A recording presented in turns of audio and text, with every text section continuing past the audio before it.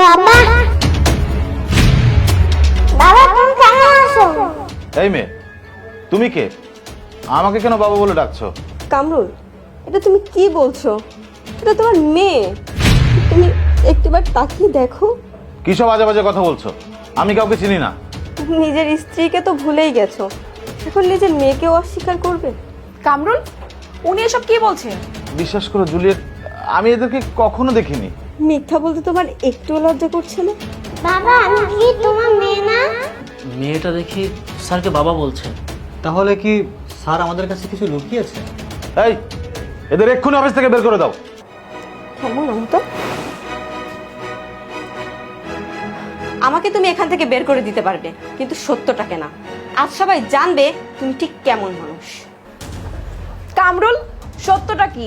মেয়েটা তোমাকে বাবা বলছে কেন? আরে জুলিয়েট, তুমি এদের কথা বিশ্বাস করো না। এরা টাকার জন্য নাটক করছে। টাকার জন্য না, নিজের অধিকার আর নিজের মেয়ের বাবার খোঁজে এসেছি। চুপ, একদম চুপ। আমার নাম নিয়ে একটা কথা বলবে না।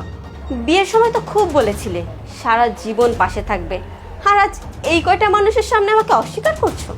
তাহলে কি সত্যি স্যারের স্ত্রী? হ্যাঁ, ব্যাপারটা তো খুব সিরিয়াস। কামরুল, তুমি তো বলেছিলে তুমি আনম্যারিড, তাহলে এই লোকটা কে? বিশ্বাস করো, আমি কিছুই জানি না। সবকিছু মিথ্যা, সাজানো নাটক। বাবা এরকম করছে কেন মা? তুই চিন্তা করিস না মা, সত্য একদিন সবাই জানবে। কি ব্যাপার, এখনো দাঁড়িয়ে আছো কেন? এক্ষুনি এদেরকে বের করে দাও। 1 মিনিট। বিষয়টা পুরোপুরি পরিষ্কার না হওয়া পর্যন্ত অফিস থেকে কেউ বের হবে না। কামরুল, আমি এখান থেকে সত্যটা না জানা পর্যন্ত কোথাও যাব না। তোমাকে আমি শেষবারের মতো জিজ্ঞাসা করছি, সত্যটা কি? আমি যা বলেছি সেটাই সত্য। তাই না?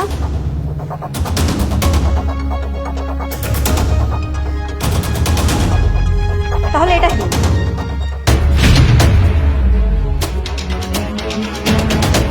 আজ সবাই দেখুক। আরে আরে, এটা তো তুমি।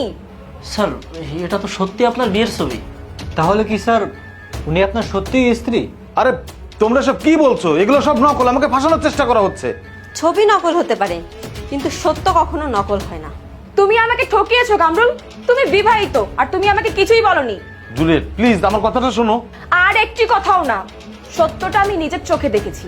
তুমি শুধু আমাকেই ঠকাওনি, তুমি তোমার স্ত্রী, বাচ্চা সবাইকে ঠকিয়েছো। এমন মানুষ তো আমি আমার জীবনে চাই না। আজ এই মুহূর্ত থেকে তোমার সাথে আমার সমস্ত সম্পর্ক শেষ। জুলিয়েট প্লিজ আমাকে ছেড়ে যেও না। যে নিজের পরিবারকে অস্বীকার করে সে অন্য কাউকে সত্যিকারে ভালোবাসতেই পারে না। তুমি তোমার রাস্তায়, আমি আমার রাস্তায়। আজ থেকে কোনো প্রকার যোগাযোগ রাখার চেষ্টা করবে না।